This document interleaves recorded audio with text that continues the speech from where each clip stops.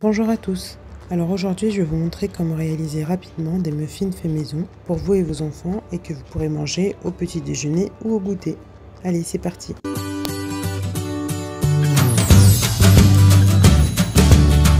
Bienvenue sur ma chaîne, je suis Lucia, maman de 2 enfants et j'adore cuisiner.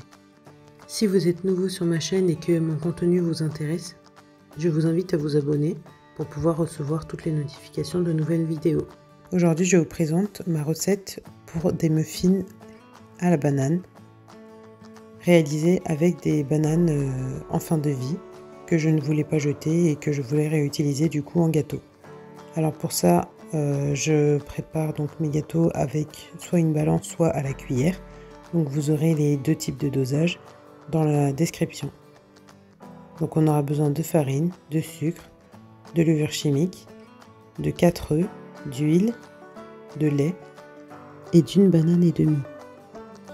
On commence par éplucher les 3 bananes et les écraser à la fourchette dans un bol jusqu'à obtenir un mélange assez lisse. À part si vous voulez avoir vraiment des morceaux de banane dans votre gâteau. Mais moi c'était pas le cas, je voulais un mélange assez lisse. Ensuite on passe au mélange des ingrédients secs, donc de la farine, du sucre et de la levure chimique. Et on en réserve dans un bol. Ensuite les ingrédients liquides dans un autre bol, donc le lait, l'huile,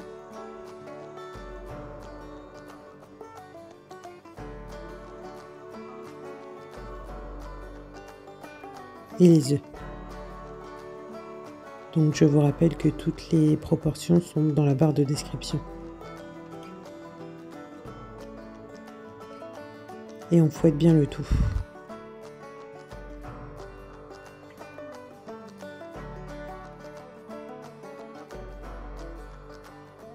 Une fois qu'on a obtenu une texture bien homogène pour les ingrédients liquides, on peut mélanger le contenu des deux bols. Donc on verse les ingrédients liquides dans les ingrédients secs et on mélange bien. Moi j'utilise une cuillère ou une fourchette en général et ça suffit pour obtenir une pâte bien lisse. Une fois qu'on a obtenu une pâte bien lisse, on peut ajouter la banane à notre mélange et bien mélanger à nouveau.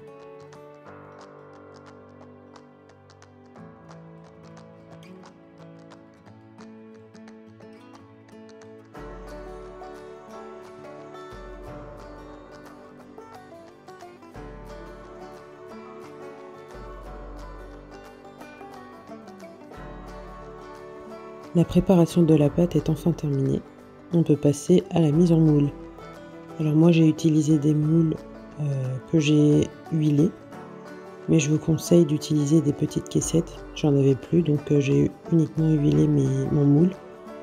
Mais après pour le démoulage des muffins ça n'a pas été très simple, j'ai dû y aller au couteau, bon, en faisant attention à ne pas rayer mon moule. Mais voilà, donc je vous conseille d'utiliser des caissettes si vous en avez. Sinon sachez que vous allez mettre un peu de temps à décoller vos muffins de votre moule. C'est parti pour la cuisson à 160 degrés pendant 30 minutes dans un four préchauffé.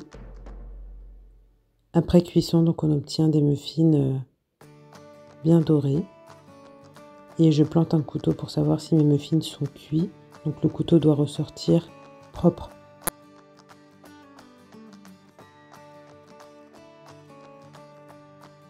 Donc comme je vous l'ai dit, j'ai utilisé du coup un couteau pour pouvoir démouler mes muffins parce que je n'avais pas de caissette à mettre au fond de mes moules.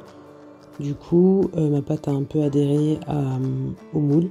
Donc voilà, j'ai été tout doucement avec le couteau pour décoller les muffins et ça a été. J'ai eu des muffins entiers. Voilà, ça a juste été un peu fastidieux de les décoller, mais ça se fait très bien. Cette recette est maintenant terminée, j'espère que vous avez apprécié.